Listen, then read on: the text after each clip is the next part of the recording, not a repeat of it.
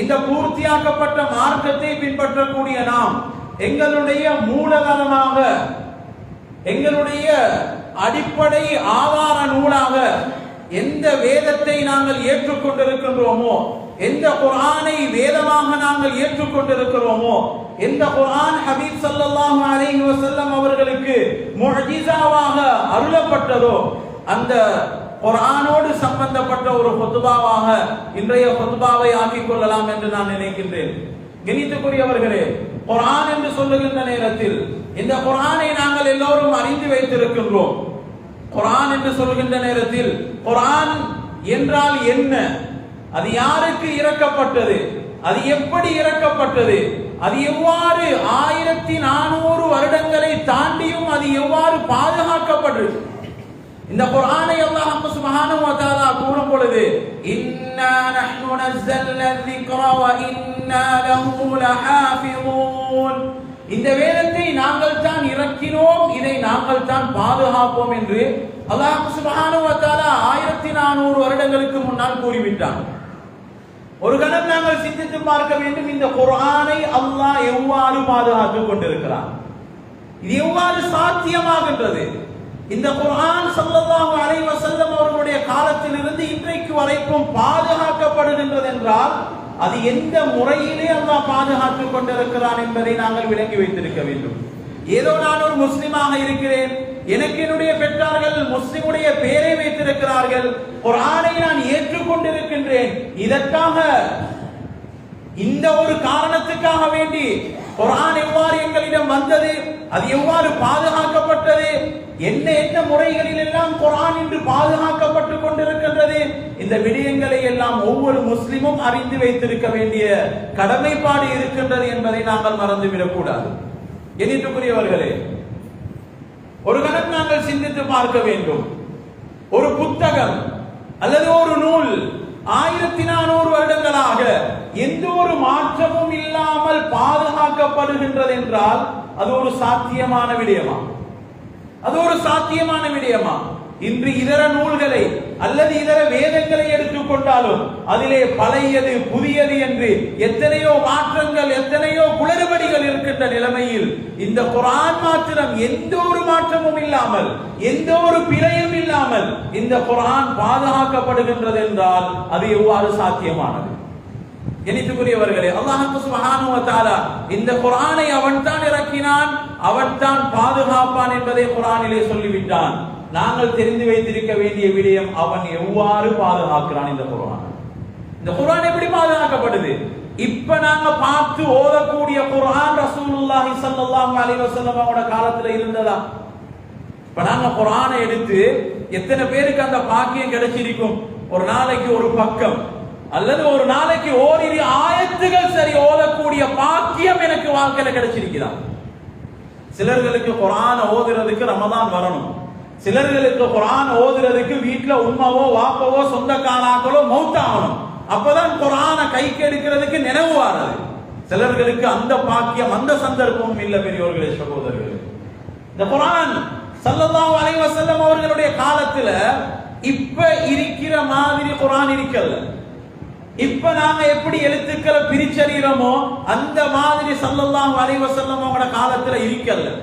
இப்ப நாங்க எப்படி ஃபத்ஹா, கஸ்ரா, தம்மா, ஜவர், ஜேர், பேஷ் என்று சொல்லி எழுத்துக்களை எங்களுக்கு இலகுவாக வாசிக்க முடியுமான ஒரு முறையில இப்ப குர்ஆன் இருக்குது. இதே மாதிரி ஸல்லல்லாஹு அலைஹி வஸல்லம் அவங்களோட காலத்துல குர்ஆன் இருக்கல. ஆனா கண்ணியத்துக்குரியவர்களே, இப்ப எங்களுக்கு ஓத முடியுமான மாதிரி, எங்களுக்கு லேசான மாதிரி ஒவ்வொரு எழுத்துக்களும் அது வடிவமைக்கப்பட்டு, ஒவ்வொரு ஆயத்துகளும் அது வடிவமைக்கப்பட்டு கண்ணியத்துக்குரியவர்களை இன்றைக்கு எங்கட கையில கொண்டு வந்து எங்களுடைய உலமாக்கள், மூதாதையர்கள், புத்திஜீவிகள் கொண்டு வந்து சேர்த்திருக்கிறார்கள். ஸல்லல்லாஹு அலைஹி வஸல்லமோட காலத்துல இருந்து 1400 வருஷமா இந்த குர்ஆன் எப்படி பாதுகாக்கப்பட்டுச்சு, இந்த வரலாறு நாங்க கட்டாயம் தெரிஞ்சு வச்சிருக்க வேண்டும். அல்லாஹ் சுப்ஹானஹு வ தஆலா குர்ஆனை 2 முறையில பாதுகாக்கிறான். அல்லாஹ் சுப்ஹானஹு வ தஆலா இந்த குர்ஆனை 2 முறையில பாதுகாக்கிறான். ஒரு முறைதான் மக்தூபன் என்று அரபியிலே கூறுவார்கள், எழுத்து வடிவத்திலே அல்லாஹ் குர்ஆனை பாதுகாக்கிறான். எழுத்து வடிவத்திலே அல்லாஹ் சுப்ஹானஹு வ தஆலா குர்ஆனை பாதுகாக்கிறான். இன்னொரு வடிவம் தான் மன்தூகன் என்று சொல்லப்படக்கூடிய அந்நக்லு சௌதி, குரல் வடிவத்திலே குர்ஆன் பாதுகாக்கப்படுகிறது. முதலாவது விதம் எழுத்திலே குர்ஆன் பாதுகாக்கப்படுகின்ற விதம். இரண்டாவது முறை குர்ஆன் ஒளியிலே சப்தம் மூலமாக, ஓதல் மூலமாக குர்ஆன் பாதுகாக்கப்பட்டுக் கொண்டு வருகிறது. கணித்துக்குரியவர்களே, இந்த ரெண்டு முறைகளிலும் எந்தவித மாற்றமும் இல்லாமல், எந்தவித பிழையும் இல்லாமல் 100க்கு 100, 99% அல்ல, 100க்கு 100 அல்லாஹ் சுப்ஹானஹு வ தஆலா ஸல்லல்லாஹு அலைஹி வஸல்லம் அவர்களுடைய காலத்திலிருந்து இன்றைக்கு வரைக்கும் இன்ஷா அல்லாஹ் தஆலா கியாமத் வரைக்கும் அல்லாஹ் பாதுகாத்துக் கொண்டிருக்கிறான். அது எப்படி? முதலாவதாக குர்ஆன் அல்லாஹ் எப்படி எழுத்துல பாதுகாத்து எங்களிடம் கொண்டு வந்து சேர்த்திருக்கின்றான். கணித்துக்குரியவர்களே, இந்த குர்ஆனுடைய ஆரம்ப கட்டம் ஹஜ்ரத் ஸல்லல்லாஹு அலைஹி வஸல்லம் அவர்களுக்கு ஜிப்ரீல் அலைஹிஸ்ஸலாம் அவர்கள் குர்ஆனுடைய ஆயத்துகளை எடுத்துக் கொண்டு வந்து அந்த ஆயத்துகளை ஸல்லல்லாஹு அலைஹி வஸல்லம் அவர்களுக்கு ஓதி காட்டுகிறார்கள். ஸல்லல்லாஹு அலைஹி வஸல்லம் அவர்கள் ஜிப்ரீல் அலைஹிஸ்ஸலாம் அவர்கள் ஓத ஆரம்பிக்கின்ற நேரத்தில் ரசூலுல்லாஹ்வும் சேர்ந்து ஓதினார்கள். ஜிப்ரீல் அலைஹிஸ்ஸலாம் அவங்க எனக்கு ஓதித்தார ஆயத்துகள் எனக்கு மறந்துட்டா நான் என்ன செய்யறது? ஸல்லல்லாஹு அலைஹி வஸல்லம் அவங்க பயப்பட்டு என்ன செஞ்சாங்க? ஜிப்ரீல் அலைஹிஸ்ஸலாம் அவர்கள் ஓதக்குள்ளேயே ஸல்லல்லாஹு அலைஹி வஸல்லம் அவர்களும் அவர்களோடு சேர்ந்து ஓதினார்கள்.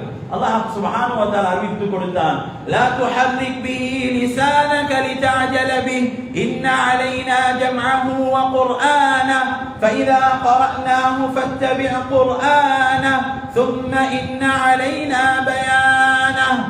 நபியே நீங்க அவசரப்படவான, நபியே நீங்க அவசரப்படவான, உங்கள்கிட்ட ஓதப்படுகின்ற அந்த ஆயத்துகளை நீங்க முதலாவது கேளுங்க, அதற்கு பின்னால நீங்க ஓதுங்க. இந்த குர்ஆன ஒன்று சேர்த்து தானது எங்கட பொறுப்புன்னு அல்லாஹ் சொல்லி கொடுத்தார். இந்த குர்ஆன் எப்படி எடுத்தாங்க? அந்த எடுத்த முறை என்ன? உஸ்தாத் என்று சொல்லப்படக்கூடிய ஹஜ்ரத் ஜிப்ரீல் அலைஹிஸ்ஸலாம் அவர்கள் ஹஜ்ரத் ஸல்லல்லாஹு அலைஹி வஸல்லம் அவர்களுக்கு முதலாவதாக குர்ஆனை ஓதி காட்டினார். ஸல்லல்லாஹு அலைஹி வஸல்லம் அவர்கள் அந்த கேட்டுட்டு இருந்து திரும்ப ஜிப்ரீல் அலைஹிஸ்ஸலாம் அவங்களுக்கு ஓதி காட்டுவாங்க. ஸல்லல்லாஹு அலைஹி வஸல்லம் அவர்கள் ஓதுற நேரத்துல ஜிப்ரீல் அலைஹிஸ்ஸலாம் அவங்க அதை சரி காணுவாங்க, நீங்க ஓதினது சரியல்ல. பின்னால முதல் கட்டமாக ஸல்லல்லாஹு அலைஹி வஸல்லம் அவர்களுக்கு ஓதி கொடுக்கப்பட்ட அந்த ஆயத்துகளை சஹாபாக்களுக்கு ஓதி காட்டுவார்கள். சஹாபாக்களிலே அங்கே இருந்தார்கள் வஹியை எழுதக்கூடியவர்கள், குத்தாபுல் வஹி என்று சொல்லப்படக்கூடிய வஹியை எழுதக்கூடிய சஹாபாக்கள் அங்கே இருந்தார்கள். அதிலே சிலர்கள் குர்ஆனை மனனம் செய்து வைத்தார்கள். ஸல்லல்லாஹு அலைஹி வஸல்லம் அவர்கள் ஓதுகின்ற நேரத்தில் இன்னும் சிலர் அதனை எழுதி கொண்டார்கள். எதிலே குர்ஆன் எழுதப்படணுமோ, அந்த காலத்தில் எந்த உபகரணங்கள் மூலம் எழுதப்பட்டதோ, எதிலே எழுதப்பட முடியுமோ அத்தனை பொருட்களிலும் உபகரணங்களிலும் குர்ஆன் அங்கே எழுதப்படுகிறது. ஈச்ச மட்டைகளிலே எழுதினார்கள், ஈச்ச ஓலைகளிலே எழுதினார்கள், தோல் பட்டைகளிலே எழுதினார்கள், கற்களிலே எழுதினார்கள். கண்ணியத்துக்குரியவர்களே, சஹாபாக்கள் வஹியை எழுதினார்கள். அல்லாஹ் சுப்ஹானஹு வ தஆலா இந்த குர்ஆனுக்கு கிதாப் என்ற பெயரையும் குர்ஆன்ல சொல்லி இருக்கின்றார். இன்னைக்கு நாம சொல்றோமே குர்ஆன் குர்ஆன் குர்ஆன் என்று, குர்ஆனை எடுங்க, குர்ஆனை புடிங்க, குர்ஆனை தூக்குங்க என்று. கண்ணியத்துக்குரியவர்களே, அது குர்ஆன் அல்ல. எங்கட கண்களுக்கு விளங்குறதுல பேரு முஸ்ஹப் அல்லது கிதாப். குர்ஆன் என்று சொன்னா ஓதுற நேரம் வாயிலிருந்து வெளியாகக்கூடிய அந்த ஆயத்துகள், அந்த சப்தத்துக்கு தான் நாங்கள் குர்ஆன் என்று சொல்ல வேண்டும். எதனை நாங்கள் தூக்குகின்றோமோ, எதனை நாங்கள் சுமக்கின்றோமோ அதனுடைய பெயர் முஸ்ஹப் அல்லது கிதாப் என்று நாங்கள் சொல்ல வேண்டும். எழுத்துல உள்ளது. சஹாபாக்கள் எழுதினார்கள். பெரியவர்களே, சகோதரர்களே, முழு குர்ஆனும் எழுதப்பட்டுச்சு. ஆனா இன்றைக்கு இருக்கிற மாதிரி 30 ஜுஸுவும் அலிஃப் லாம் இருந்து சூரத்துன் நாஸ் வரைக்கும் இருக்கிற இந்த தர்தீபில முழு குர்ஆனும் இருக்கல. காரணம், ஒத்த அடிக்கு குர்ஆன் இறங்கப்படல. கட்டங்கட்டமாகத்தான் குர்ஆன் 23 வருடங்களாக இறக்கப்பட்டுச்சு. அந்தந்த சந்தர்ப்பங்களில் சஹாபாக்கள் என்ன செஞ்சாங்க? குர்ஆனை எழுதி வச்சிருந்தாங்க. ஒவ்வொரு ரமதானிலையும் ஜிப்ரீல் அலைஹிஸ்ஸலாம் அவர்கள் வந்து ஸல்லல்லாஹு அலைஹி வஸல்லம் அவர்களுக்கு குர்ஆனை ஓதி காட்டுவாங்க. இறுதி ரமதான்ல ஜிப்ரீல் அலைஹிஸ்ஸலாம் அவர்கள் 2 தடவை ஸல்லல்லாஹு அலைஹி வஸல்லம் அவர்களுக்கு குர்ஆனை முழுமையாக ஓதி காட்டினார்கள். எனித்துக்குரியவர்களே, இது ஸல்லல்லாஹு அலைஹி வஸல்லம் அவர்களுடைய காலத்துல குர்ஆன் எழுத்துல இவ்வாறு தான் இருந்தது. ஹஜ்ரத் ஸல்லல்லாஹு அலைஹி வஸல்லம் அவர்களுடைய வஃபாத்துக்கு பின்னால் அபூபக்கர் சித்திக் ரலியல்லாஹு அன்ஹு அவர்கள் ஆட்சிக்கு வருகிறார்கள்.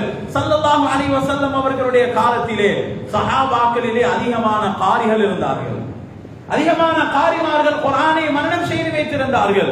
இந்த காரிமார்கள் எல்லாம் அபூபக்கர் சித்திக் ரலியல்லாஹு அன்ஹு அவர்களுடைய காலத்திலே முனாஃபிக்தனமாக ஒரு யுத்தத்துக்கு அழைத்து செல்லப்பட்டு அந்த யுத்தத்திலே அதிகமான காரிகள் ஷஹீதாக்கப்படுகிறார்கள். இந்த நேரத்தில் சையதுனா உமர் ரலியல்லாஹு அன்ஹு அவர்களுக்கு ஒரு ஆலோசனை தோன்றுகின்றது. நாங்கள் குர்ஆனை புத்தக வடிவிலே ஒன்று சேர்த்தால் என்ன என்ற ஒரு யோசனை தோன்றி அந்த யோசனையை அபூபக்கர் சித்திக் ரலியல்லாஹு அன்ஹு அவர்களிடத்திலே வந்து சொல்கிறார்கள். நாங்க குர்ஆனை ஒன்று சேர்த்தா நல்லமே என்று. அபூபக்கர் ரலியல்லாஹு அன்ஹு அவர்கள் முதலாவதாக கேட்டார்கள், கைஃப அஃஅலு ஷைஅன் மா லம் யஃஅலு ரசூலுல்லாஹி ஸல்லல்லாஹு அலைஹி வஸல்லம். உமரே ரலியல்லாஹு அன்ஹு, ரசூலுல்லாஹ் செய்யாத ஒரு வேலையை நாம் எப்படி செய்ய முடியும் என்று கேட்டார்கள். உமர் ரலியல்லாஹு அன்ஹு அவர்கள் சொன்னார்கள், வல்லாஹி இன்ன ஃபீஹி லகைர், நிச்சயமாக இதுல நலவு இருக்குது. குர்ஆன்கள் எல்லாம் அங்க ஷஹீதாக்கப்படுறாங்க, குர்ஆனை நாங்க பாதுகாக்கணுமா இல்லையா என்ற அந்த ஆலோசனைக்கு பின்னால ஹஜ்ரத் அபூபக்கர் சித்திக் ரலியல்லாஹு அன்ஹு அவர்களும் ஒன்று சேர்ந்து ஹஜ்ரத் உமர் ரலியல்லாஹு அன்ஹு அவர்களும் நேரே போறாங்க ஸைத் இப்னு சாபித் ரலியல்லாஹு அன்ஹு அவங்கள்ட்ட. அவங்க தான் குர்ஆனை எழுதுறாக்களுக்கு தலைவராக இருந்தவங்க. கணித்துக்குரியவர்களே, ஸைத் இப்னு சாபித் ரலியல்லாஹு அன்ஹு அவங்கள்ட்ட போய் நீங்க குர்ஆனை எழுதுற வேலையை ஆரம்பிங்க, இந்த குர்ஆனை நாங்க ஒன்று சேர்க்கணும் என்ற அந்த பொறுப்பு பல சம்பவங்கள் பல உரையாடல்களுக்கு மத்தியில அந்த பொறுப்பு அங்கே ஸைத் இப்னு சாபித் ரலியல்லாஹு அன்ஹு அவர்களுக்கு கொடுக்கப்படுகிறது. கணித்துக்குரியவர்களே, ஸைத் இப்னு சாபித் ரலியல்லாஹு அன்ஹு அவர்கள் அந்த பொறுப்பை எடுத்துட்டு அறிவிக்கிறாங்க முழு மதீனாவிலையும், நான் குர்ஆனை ஒன்று சேர்க்கிற பணியை ஆரம்பிச்சிருக்கிறேன். சஹாபாக்களை பார்த்து சொன்னாங்க, உங்கள்ட்ட யாருக்கிட்ட எல்லாம் குர்ஆனுடைய பிரதிகள் இருக்குதோ அத்தனை பிரதிகளையும் நீங்க எனக்கிட்ட கொண்டு வந்து தாங்க. சஹாபாக்கள் ஒவ்வொருவரிடத்தில் ஒவ்வொரு ஆயத்துகள், ஒவ்வொரு சூறாக்கள், ஒவ்வொரு பக்கங்கள் பிரதிகள் இருந்துச்சு. எல்லாத்தையும் நீங்க எனக்கிட்ட கொண்டு வந்து தாங்கன்னு சொல்லி ஸைத் இப்னு சாபித் ரலியல்லாஹு அன்ஹு அவங்க அறிவிச்சாங்க. லேசான ஒரு அறிவிப்பு அல்ல, கண்டிஷனோட நிபந்தனைகளோட அறிவிச்சாங்க. நீங்க எனக்கிட்ட உங்களுக்கு இருக்கக்கூடிய குர்ஆனுடைய ஆயத்துகளை கொண்டு வந்து தரணும், ஆனா எனக்கு ரெண்டு நிபந்தனைகளை போட்டாங்க. முதலாவது நிபந்தனை, எந்த ஆயத்துகள் எல்லாம் நீங்க கொண்டு வந்து தாரீங்களோ அந்த ஆயத்துகள் எல்லாம் எப்படி எழுத்துல இருக்குதோ அதே மாதிரி அது உங்களுக்கு மனனமாகவும் இருக்கும். எப்படி எழுத்துல நீங்க எழுதப்பட்டதை கொண்டு வந்து தாரீங்களோ அது அப்படியே மனனமாகவும் உங்களோட உள்ளத்துல இருக்கணும். இரண்டாவது சொன்னாங்க, இத நீங்க ஸல்லல்லாஹு அலைஹி வஸல்லம் அவர்களுடைய மஜ்லிஸ்ல இருந்து தான் எழுதினீங்கன்றதுக்கு எனக்கு ரெண்டு சாட்சிகள் வேணும்டா. நீங்க இத ரசூலுல்லாஹ்ட முன்னுக்கு தான் எழுதினீங்க என்றதுக்கு எனக்கு இரண்டு சாட்சிகள் வேணும் என்று சொன்னாங்க. இந்த இரண்டு நிபந்தனைகளும் ஒன்று சேரத்தான் குர்ஆன் அங்க தொகுக்கப்படுகிறது. ஆங்காங்கே எழுதி வைக்கப்பட்டிருந்த எல்லா ஏடுகளும் ஒன்று சேர்க்கப்பட்டு இன்றைக்கு கோடிக்கணக்கு முஸ்ஹஃபுல் குர்ஆன் பிரதிகள் இருக்கிற மாதிரி அன்னைக்கு அபூபக்கர் சித்திக் ரலியல்லாஹு அன்ஹு அவங்களோட காலத்துல ஒரே ஒரு முஸ்ஹஃப் முதலாவதாக உருவாக்கப்பட்டது. ஒரே ஒரு முஸ்ஹஃப் அங்க நுஸ்ஹா செய்யப்படுகிறது, அங்கே எழுதப்படுகிறது. கண்ணியத்துக்குரியவர்களே, அது அபூபக்கர் சித்திக் ரலியல்லாஹு அன்ஹு அவர்களுடைய ஆட்சி காலத்துல நடந்த மிக முக்கியமான ஒரு சம்பவம். ஹஜ்ரத் அபூபக்கர் சித்திக் ரலியல்லாஹு அன்ஹு அவர்களுடைய ஆட்சிக்கு பின்னால் உமர் ரலியல்லாஹு அன்ஹு அவர்கள் ஆட்சிக்கு வருகிறார்கள். உமர் ரலியல்லாஹு அன்ஹு அவர்களுடைய ஆட்சிக்கு பின்னால் உஸ்மான் ரலியல்லாஹு அன்ஹு அவர்கள் ஆட்சிக்கு வருகிறார்கள். ஹஜ்ரத் உஸ்மான் ரலியல்லாஹு அன்ஹு அவர்களுடைய ஆட்சி காலத்திலே ஹஜ்ரத் ஹுதைஃபா ரலியல்லாஹு அன்ஹு அவர்கள் வந்து ஒரு மஷூரா சொல்கிறார்கள் உஸ்மான் ரலியல்லாஹு அன்ஹு அவர்களிடத்திலே. இந்த குர்ஆனுடைய விஷயத்துல உம்மத்துகள் பிளவுபட்டுக் கொள்வதற்கு முன்னால இந்த குர்ஆனுக்கு நாம் ஒரு முடிவு செய்ய வேண்டும் என்று ஹுதைஃபா ரலியல்லாஹு அன்ஹு அவர்கள் மஷூரா சொன்ன நேரத்தில் ஹஜ்ரத் உஸ்மான் ரலியல்லாஹு அன்ஹு அவர்கள் அந்த மஷூராவை ஏற்று ஹஜ்ரத் அபூபக்கர் சித்திக் ரலியல்லாஹு அன்ஹு அவர்களுடைய காலத்திலே தொகுக்கப்பட்ட அந்த முஸ்ஹப் அவருடைய வஃபாத்துக்கு பின்னால் உமர் ரலியல்லாஹு அன்ஹு அவர்களிடம் இருந்தது. உமர் ரலியல்லாஹு அன்ஹு அவர்களுடைய வஃபாத்துக்கு பின்னால் அது அவர்களுடைய மகள் ஸல்லல்லாஹு அலைஹி வஸல்லம் அவர்களுடைய மனைவி ஹப்ஸா ரலியல்லாஹு அன்ஹா அவர்களிடத்திலே இருந்தது. ஹப்ஸா ரலியல்லாஹு அன்ஹா அவர்களிடத்திலே இருந்த அந்த முஸ்ஹஃபை எடுத்துக் கொண்டு வர சொல்லி அதை அடிப்படையாக வைத்து அந்த எழுதுற பொறுப்பையும் ஹஜ்ரத் உஸ்மான் ரலியல்லாஹு அன்ஹு அவர்கள் ஸைத் இப்னு சாபித் ரலியல்லாஹு அன்ஹு அவர்களுக்கு பொறுப்பு கொடுக்கிறார்கள். அதே பொறுப்பு அவர்கள் திரும்பவும் செய்கிறார்கள். கிட்டத்தட்ட 7 அல்லது 8 குர்ஆன் பிரதிகளை திரும்பவும் எழுதுகிறார்கள். எதை அடிப்படையாக வைத்து எழுதுகிறார்கள்? ஹஜ்ரத் அபூபக்கர் சித்திக் ரலியல்லாஹு அன்ஹு அவர்களுடைய காலத்திலே தொகுக்கப்பட்ட அந்த குர்ஆன் பிரதியை அடிப்படையாக வைத்து 7 அல்லது 8 பிரதிகளை ஹஜ்ரத் உஸ்மான் ரலியல்லாஹு அன்ஹு அவர்களுடைய ஆட்சி காலத்திலே ஸைத் இப்னு சாபித் ரலியல்லாஹு அன்ஹு அவர்கள் மூலமாக எழுதப்படுகிறது. ஒரு குழுவை நியமித்து எழுதி முடித்தார்கள். எழுதி முடிக்கப்பட்ட இந்த குர்ஆன் பிரதிகளை உஸ்மான் ரலியல்லாஹு அன்ஹு அவர்கள் அன்றைய காலத்திலே மிகவும் பிரசித்தி பெற்ற முஸ்லிம்கள் அதிகமாக வாழ்ந்த 6 பிரதேசங்களுக்கு உஸ்மான் ரலியல்லாஹு அன்ஹு அவர்கள் அனுப்பி வைத்தார்கள். முதலாவதாக ஷாமுக்கு அனுப்பினார்கள். ஷாம் என்ற பிரதேசம் இன்றைய நாளிலே 4 நாடுகள்: ஜோர்தான், பலஸ்தீன், லெபனான், சிரியா.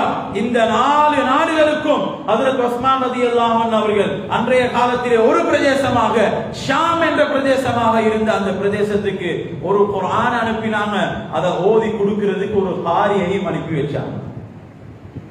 அதே போன்று ஹஜ்ரத் உஸ்மான் ரலியல்லாஹு அன்ஹு அவர்கள் மக்காக்கு ஒரு முஸ்ஹஃப் அனுப்பி வச்சாங்க. அதே மாதிரி பஹ்ரைனுக்கு ஒரு முஸ்ஹஃப் அனுப்பி வச்சாங்க. யமனுக்கு ஒரு முஸ்ஹஃப் அனுப்பி வச்சாங்க. மதீனால ஒரு முஸ்ஹஃப் வச்சு கொண்டாங்க. அவர்களுக்கும் ஒரு குர்ஆன் பிரதி உஸ்மான் ரலியல்லாஹு அன்ஹு அவர்கள் வைத்துக் கொள்கிறார்கள். கணித்துக்குரியவர்களே, அபூபக்கர் சித்திக் ரலியல்லாஹு அன்ஹு அவர்களுடைய காலத்தில் ஒரு பிரதியாக இருந்தது. ஹஜ்ரத் உஸ்மான் ரலியல்லாஹு அன்ஹு அவருடைய காலத்தில் 7-8 அதிகரித்து ஒவ்வொரு பிரதேசங்களுக்கும் குர்ஆனுடைய பிரதிகள் அனுப்பப்படுகிறது. இப்பொழுது என்ன நடக்கிறது? எந்த பிரதேசங்களுக்கு இந்த குர்ஆனுடைய பிரதிகள் அனுப்பி வைக்கப்பட்டதோ அந்த பிரதேசங்களிலே வாழ்ந்த எழுத்தாளர்கள், அந்த பிரதேசங்களிலே வாழ்ந்த புத்திஜீவிகள், எண்ணித்துக்குரியவர்களே, இவர்கள் அந்த குர்ஆனை பார்த்து இவர்களும் எழுத ஆரம்பித்தார்கள்.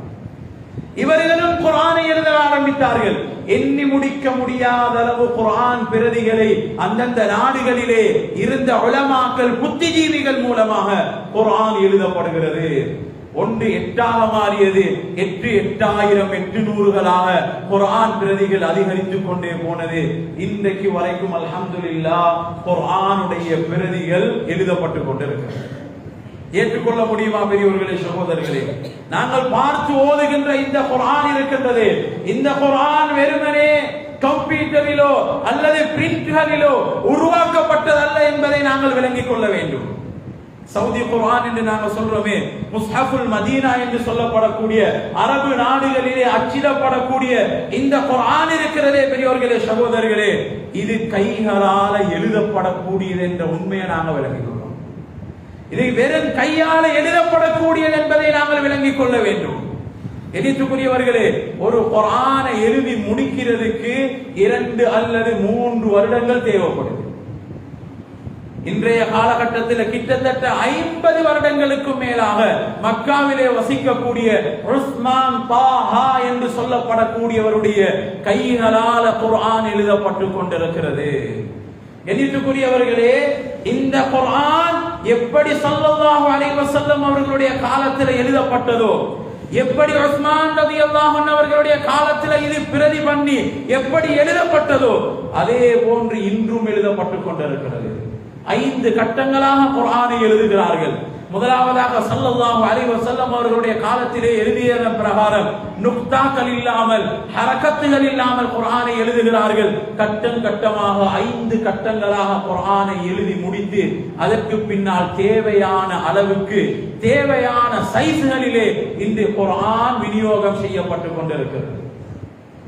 எண்ணித்துக்குரியவர்களே, ஸல்லல்லாஹு அலைஹி வஸல்லம் அவர்களுடைய காலத்திலேயும் குர்ஆன் எழுதப்பட்டது, இன்றும் குர்ஆன் எழுதப்பட்டு கொண்டிருக்கிறது. இன்ஷா அல்லாஹ் தஆலா கியாமத் வரைக்கும் குர்ஆன் எழுதப்பட்டு கொண்டுதான் இருக்கும். அல்லாஹ் சுப்ஹானஹு வ தஆலா குர்ஆனை எழுத்தில பாதுகாக்கிறார். இது நினைத்து கூட பார்க்க முடியாத ஒரு அதிசயம் என்பதை நாங்கள் விளங்கிக் கொள்ள வேண்டும். அல்லாஹ் சுப்ஹானஹு வ தஆலா அவன் சொல்லிவிட்டான் நான் பாதுகாப்பேன் என்று, அது இன்றும் பாதுகாக்கப்பட்டு கொண்டிருக்கிற விதம் இப்படித்தான்.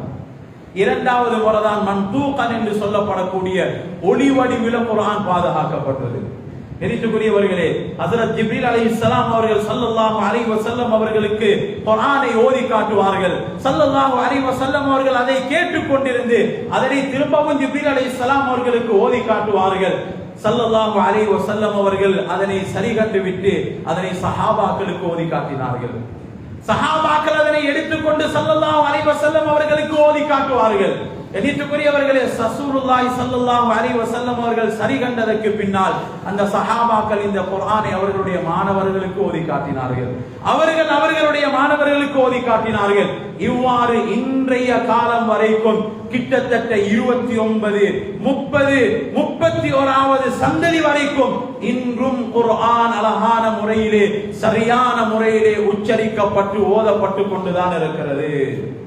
ஸல்லல்லாஹு அலைஹி வஸல்லம் அவர்கள் எப்படி ஓதினார்களோ, ஸல்லல்லாஹு அலைஹி வஸல்லம் அவர்கள் எவ்வாறு எழுத்துக்களை உச்சரித்தார்களோ, அதே போன்று இன்றும் குர்ஆன் ஓதப்பட்டு கொண்டிருக்கின்ற அந்த உண்மையை நாங்கள் விளங்கிக் கொள்ள வேண்டும்.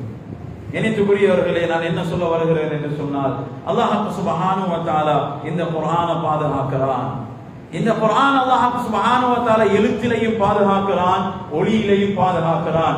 எழுத்தில பாதுகாக்கப்படுகின்ற விதம் அது அல்ஹம்துலில்லாஹ் வசதியான நாடுகள் அந்த எழுத்தில குர்ஆனை எழுத வச்சு அத பல பிரிண்ட்கள்ல போட்டு பல ஆயிரம் பிரதிகளை பண்ணி இன்றைக்கு முழு உலகத்துக்கும் அவர்கள் அதை தௌஸீ செய்து கொண்டிருக்கிறார்கள், அதை விநியோகம் செய்து கொண்டிருக்கிறார்கள்.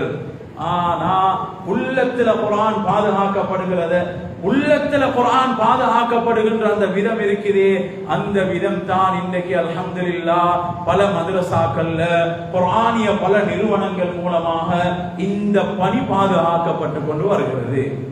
ரசூலுல்லாஹ் எப்படி குர்ஆனை ஓதினாங்களோ அந்த முறையில சிறப்பு தேர்ச்சி பெற்ற காரிமார்கள் மூலமாக, சிறப்பு தேர்ச்சி பெற்ற உஸ்தாத்மார்கள் மூலமாக இந்த குர்ஆனை பாதுகாக்கிற பணியை அல்லாஹ் சுப்ஹானஹு வ தஆலா சில பிள்ளைகளினுடைய, சில மனிதர்களுடைய உள்ளங்களை அல்லாஹ் தெரிவு செஞ்சு அதன் மூலம் அல்லாஹ் சுப்ஹானஹு வ தஆலா இந்த குர்ஆனை பாதுகாத்துக் கொண்டிருக்கின்றான். கண்ணியத்துக்குரியவர்களே, நான் பெருமையோடு சொல்ற விடயம் என்னன்னா, அப்படி ஒரு ஹிதுமத் நடக்கிறதுக்கு, அப்படியாப்பட்ட ஒரு சேவை நடக்கிறதுக்கு அல்லாஹ் சுப்ஹானஹு வ தஆலா தெரிவு செஞ்ச ஊரு தான் இந்த பன்னவ ஊர் என்பதை நாம மறந்துடக்கூடாது. இந்த ஊருக்கு அல்லாஹ் சுப்ஹானஹு வ தஆலா முழு இலங்கையிலையும் எல்லா ஊருக்கும் இந்த கண்ணியம் கிடைக்கல, எல்லா ஊருக்கும் இந்த பாக்கியம் கிடைக்கல. எல்லா ஊரிலையும் இப்படிப்பட்ட முறையில குர்ஆனை பாதுகாக்கிற இந்த வழித்தொடர்கள்ல இருக்கக்கூடிய உஸ்தாத்மார்களை வச்சு, சிறப்பு தேர்ச்சி பெற்ற காரிமார்களை வச்சு இந்த குர்ஆனுடைய ஹிதுமத்தை செய்யறதுக்கு இலங்கையில எல்லா ஊருக்கும் பாக்கியம் கிடைக்கல. ஆனா இந்த ஊருக்கு அல்லாஹ் அந்த பாக்கியத்தை கொடுத்திருக்கிறான். இந்த ஊரில் இருக்கக்கூடிய 2 மதரசாக்களும் ஆண்கள் பிரிவாக இருக்கட்டும், பெண்கள் பிரிவாக இருக்கட்டும், இதிலே இருக்கக்கூடிய காரிமார்கள் இவர்களிலிருந்து ஹஜ்ரத் ஸல்லல்லாஹு அலைஹி வஸல்லம் அவர்கள் வரைக்கும் கிட்டத்தட்ட எனக்கும் ரசூலுல்லாஹ்வுக்கும் மத்தியில 30 பேர் இருக்கிறாங்க இடையில. இந்த உஸ்தாத் அவர் யமனை சேர்ந்தவர், அவருடைய உஸ்தாத் அவர் யமனை சேர்ந்தவர், அவருடைய உஸ்தாத் அவர் சிரியாவை சேர்ந்தவர், அவருடைய உஸ்தாத் அவர் எகிப்தை சேர்ந்தவர், அவருடைய உஸ்தாத் அவர் எகிப்தை சேர்ந்தவர். அப்படியே என்னுடைய அந்த வழித்தொடர் பெரியவர்களே, சகோதரர்களே, தாபிஈ அப்துல் ரஹ்மான் இப்னு ஹபீப் அஸ்-சுலமி ரஹ்மத்துல்லாஹி அலைஹி அவர்களுடைய உஸ்தாத் ஸைத் இப்னு சாபித் ரலியல்லாஹு அன்ஹு அவர்களுடைய உஸ்தாத் ஸல்லல்லாஹு அலைஹி வஸல்லம் அவர்களுடைய உஸ்தாத் ஜிப்ரீல் அலைஹிஸ்ஸலாம் அவர்களுடைய உஸ்தாத் ரப்புல் இஸ்ஸத் ஜல்ல ஜலாலுஹு. குர்ஆன் அல்லாஹ் பாதுகாக்கிறான். அல்லாஹ் இந்த ஊரை தெரிவு செஞ்சான். இங்க பல ஊர்களில் இருந்தும், இலங்கையில பல பிரதேசங்களில் இருந்தும் மாணவ மாணவிகளை இந்த ஊருக்கு அல்லாஹ் சுப்ஹானஹு வ தஆலா அனுப்பி வச்சு அந்த மாணவ மாணவிகளுடைய உள்ளங்களை அல்லாஹ் தெரிவு செஞ்சு அந்த உள்ளங்கள்ல அல்லாஹ் குர்ஆனை பாதுகாக்கிற அந்த முறையை அல்லாஹ் உண்டாக்கி இந்த மதரசாக்களுக்கு உதவி செய்யக்கூடியவர்களாக இந்த ஊர் மக்கள் அல்லாஹ் சுப்ஹானஹு வ தஆலா ஆக்கி தந்தானே. இதுக்கு நாங்க எவ்வளவு நன்றி செலுத்தினாலும் போதாது. இது லேசான ஒரு அமல் அல்ல பெரியவர்களே, சகோதரர்களே. ஒரு ஊரில் ஒரு மதரசா இருக்கிறது என்றா அது ஆகப்பெரிய நிஅமத், ஆகப்பெரிய அருட்கொடை என்பதை நாங்க விளங்கிக் கொள்ளணும். இங்க ஓதுற 200க்கும் மேற்பட்ட இந்த மாணவ மாணவிகள் இருக்கிறாங்களே, இவங்க வெறுமனே 200 பேர் அல்ல, இது 200 சமூகம் என்பதை நாங்க மறந்துடக்கூடாது. இன்னைக்கு நான் படிக்கிற அறிவை என்னோட மாத்திரம் நின்று கொள்ளாமல் இவர்கள் ஒவ்வொருவரும் குர்ஆனை சுமந்து நாளைக்கு ஒரு குர்ஆனிய சமூகத்தை உருவாக்குவார்கள், அவர்கள் ஒரு குர்ஆனிய சமூகத்தை உருவாக்குவார்கள். கண்ணியத்துக்குரியவர்களே, இதை விட மிகப்பெரிய இன்கம், இதை விட மிகப்பெரிய வருவாய் எனக்கு எதுவாக இருக்க முடியும்? எதுவாக இருக்க முடியும்? நாம் ஒவ்வொருத்தரும் உதவி செய்யறோமா இல்லையா பெரியவர்களே சகோதரர்களே? இந்த மதரசாவுடைய நிர்வாகம் இந்த ஊருக்கு நன்றி செலுத்த கடமைப்பட்டிருக்கிறது. அல்ஹம்துலில்லாஹ் இவர்களுடைய சாப்பாட்டு தேவையை இந்த ஊர் நிறைவேற்றி கொடுத்து கொண்டிருக்கிறது. நடக்குதா இல்லையா பெரியவர்களே சகோதரர்களே? ஒவ்வொரு வீடுகளில் இருந்தும் ஒரு கவல உணவு இந்த மதரசா மாணவர்களுக்காக வேண்டி கொடுக்கப்படுகிறதா இல்லையா பெரியவர்களே சகோதரர்களே? நான் சாப்பிட்டோ இல்லையோ, என் வீட்டுல சாப்பாடு இருக்குதோ இல்லையோ, இன்னைக்கு மதரசா பிள்ளைகளுக்கு சாப்பாடு கொடுக்கணுமே. அப்படி என்ற நியத்தில், அந்த நியத்தில் எத்தனை பேர் நாங்க நல்ல சாப்பாட்டை கொடுக்கணுமே, இந்த பிள்ளைகளுக்கு நல்ல கறிகளை செஞ்சு கொடுக்கணுமே, இவர்களை நாங்க கவனிக்கணுமே என்ற நியத்தில் எத்தனை 100 மக்கள் இதற்காக வேண்டி வீட்டில இருந்து தாய்மார்கள் கஷ்டப்பட்டு அந்த சமையலை செய்யறாங்களா இல்லையா பெரியவர்களே சகோதரர்களே? இதுக்கு எவ்வளவு பெரிய கூலி அல்லாஹ்விடத்தில் இருக்குது. என்று சொல்றது லேசான விடயம் அல்ல பெரியவர்களே சகோதரர்களே. இதற்குரிய கூலி எங்களுக்கு காண்பிக்கப்பட்டா நெஞ்சு வெடிச்சு நாங்க மௌத்தாகிடுவோம். ஸல்லல்லாஹு அலைஹி வஸல்லம் அவர்கள் மதீனாவுக்கு போறாங்க. மதீனால அங்க அமல இபாதத்தை ஸல்லல்லாஹு அலைஹி வஸல்லம் அவர்கள் சட்ட திட்டங்களை சொல்லல. முதலாவதாக சொன்னாங்க அத்இமுத் தஆம், இங்க ஈக்ராக்களுக்கு நீங்க சாப்பாடு கொடுங்க. அப்ஷு ஸலாம், ஸலாத்தை நீங்க பரப்புங்க. கண்ணியத்துக்குரியவர்களே, சாப்பாடு கொடுக்கிறதுல இவ்வளவு பெருமதி இருக்கிறது.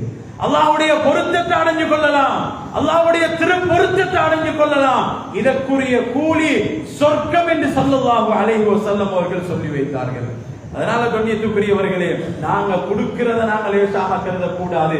இதனால எங்கட வாழ்க்கையில இருக்கிற முசீபத்துகள் அல்லாஹ் இல்லாமாக்குவான், எங்கட வாழ்க்கையில இருக்கிற பிரச்சனைகள் அல்லாஹ் இல்லாமாக்குவான்.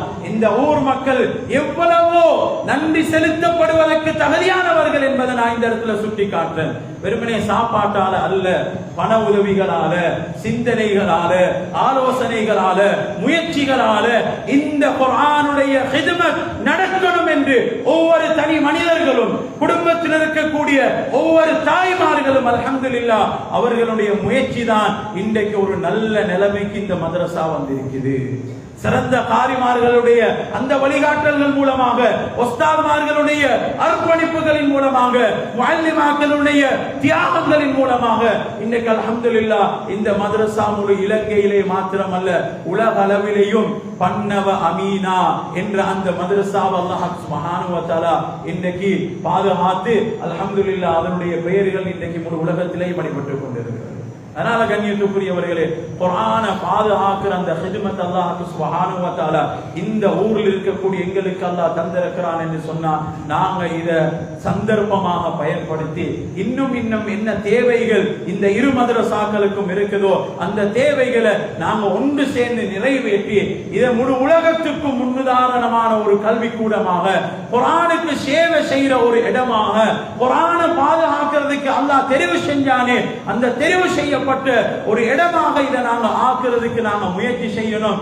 எங்கட குழந்தைகளையும் அல்லாஹ் சுப்ஹானஹு வ தஆலா குர்ஆனுடையவர்களாக ஆக்காவிட்டாலும் குர்ஆனுக்கு உதவி செஞ்சவர்களுடைய கூட்டத்தில் அல்லாஹ் சேர்த்து குர்ஆனுக்கு உதவி செஞ்சவர்களுக்கு அல்லாஹ் என்ன வெகுமதிகளை வைத்திருக்கிறானோ அத்தனை வெகுமதிகளையும் அல்லாஹ் சுப்ஹானஹு வ தஆலா இந்த ஊருக்கும் இந்த ஊர் மக்களுக்கும் இந்த ஊரிலே இருக்கக்கூடிய அனைத்து விதமான மக்கள், அனைத்து விதமான சகோதரர்கள், அனைத்து விதமான தாய்மார்கள் அனைவரும் இந்த பரக்கத்தை அடைந்து கொள்ள வேண்டும் என்று நாங்களும் துஆ செய்து கொள்கின்றோம். கண்ணியத்துக்குரியவர்களே, அந்த அடிப்படையிலே தான் வருகின்ற ரமதான் அல்ஹம்துலில்லாஹ் குர்ஆனுடைய மாதம். இந்த ரமதானுடைய மாதத்தை நாங்கள் குர்ஆனின் மூலமாக ஒளிமயமாக்குவோம்.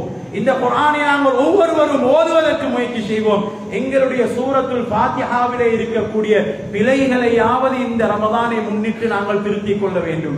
என்னுடைய எழுத்துக்களிலே பிழைகள் இருக்கலாம், என்னுடைய மொழித்தல்களிலே பிழைகள் இருக்கலாம், இவைகளை எல்லாம் நாங்கள் சரி செய்து கொள்ள வேண்டும். நாங்கள் காரணம் கூற முடியாது, எனக்கு என் பிசினஸ் பார்க்கவே டைம் இல்ல, என் வியாபாரத்தை பார்க்கவே டைம் இல்ல, என் தொழிலை பார்க்கவே எனக்கு டைம் இல்ல, இதுல நான் இங்க குர்ஆன் ஓதுறதுக்கு டைம் கொடுக்கிறது. என்னத்துக்குரியவர்களே, எங்களுக்கு மதரசாக்கு போறதுக்கு டைம் இல்ல, போய் போர்டிங்ல இருந்து ஹாஸ்டல்ல இருந்து தங்குறதுக்கு டைம் இல்ல. ஆனா இந்த ரமதான் எங்களுக்கு பாக்கியமாக எடுத்துக் கொள்ளலாம். ரமலான் எங்களுக்கு சந்தர்ப்பமாக எடுத்துக்கொள்ளலாம். எத்தனை காரிமார்களை இந்த ஊர்ல நாங்க வச்சுட்டு இருக்கிறோம் பெரியோர்களே.